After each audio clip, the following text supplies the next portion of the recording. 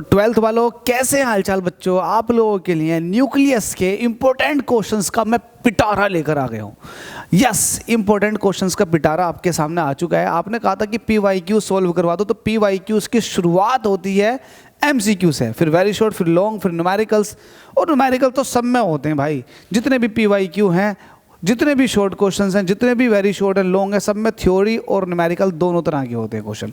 तो चलिए बिना किसी तरीके शुरू करते हैं। और ये क्वेश्चन सबसे ज़्यादा बार पूछा गया बोर्ड एग्जाम में, तो मैं चाहता हूं कि आप इंपॉर्टेंट लिख दें इसके ऊपर 2024 के लिए। तो 2024 के लिए इस पर इंपॉर्टेंट लिख दें, क्योंकि ये क्वेश्चन इंपॉर्टेंट है किसके लिए, 2024 के लिए। तो क्वेश्चन नंबर 1 आपके सामने क्या कह रहा है, हमसे कह रहा है कि among the following isoneutronic pair will be. Isoneutronic pair किसको बोलते हैं? आइसोन्यूट्रॉनिक पेयर उसको कहते हैं जिसके पास न्यूट्रॉन सेम होते हैं। अच्छा, न्यूट्रॉन कैसे निकाले जाते हैं? अगर आपके पास कोई एक एटम A है, इसके पास यहाँ पर मैंने लिख दिया 9 और यहाँ पर मैंने लिख दिया 17, तो गाइज ये जो होता है ये मास नंबर होता है।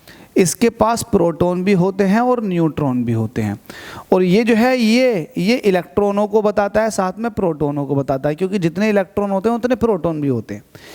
वास्तव में ये प्रोटॉनों को बताता है, लेकिन प्रोटॉन न्यूक्लियस के अंदर लाई करते हैं।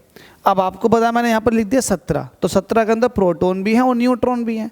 बाय द वे प्रोटॉन जो है वो है 9, तो 9 प्रोटॉन है, तो जाहिर सी बात है फिर कितने बचे, 8 न्यूट्रॉन बचेंगे, क्योंकि जब 9 प्रोटॉन हो चुके हैं तो 8 क्या आ जाएंगे, न्यूट्रॉन आ जाएंगे। तो कैसे पता लगाया आपने, 17 में से 9 माइनस कर दिया, आपके पास आ जाएगा 8, तो 8 आ जाएंगे आपके पास न्यूट्रॉन। तो इस तरह से आप न्यूट्रॉन निकालते हो। तो सम न्यूट्रॉनिक उसको कहते हैं जिसके अंदर न्यूट्रॉन सेम होते हैं। तो जरा निकालते हैं। अब देखो 14 में से 6 निकालोगे तो 8 बचेंगे, तो यहाँ पर 8 न्यूट्रॉन हुए, क्योंकि इसके पास टोटल न्यूक्लियस से 14, 6 प्रोटॉन है, तो 14 में से 6 निकालेंगे तो 8 न्यूट्रॉन बचेंगे। अच्छा, 7 6 13, तो 6 न्यूट्रॉन यहाँ बचे, तो ये तो है नहीं, क्योंकि इन दोनों के पास न्यूट्रॉन सेम नहीं आ रहा, तो ये इसका आंसर नहीं हुआ। ठीक है, इसको देखते हैं। यहाँ से भी देखो 8 न्यूट्रॉन यहाँ से बचे और 7 न्यूट्रॉन यहाँ से आ गए, तो न्यूट्रॉन सेम नहीं है, तो ये भी आंसर नहीं हुआ। इसमें देख लेते हैं 7, यहाँ से 8 न्यूट्रॉन बचेंगे, 17 में से 8 निकाल दिए, तो 17 में से 8 निकालोगे तो भाई यहाँ से 9 बचेंगे ना, ये हाँ 9। तो देखो यहाँ भी सेम नहीं आए, न्यूट्रॉन सेम नहीं आए, इसमें चेक कर लेते हैं।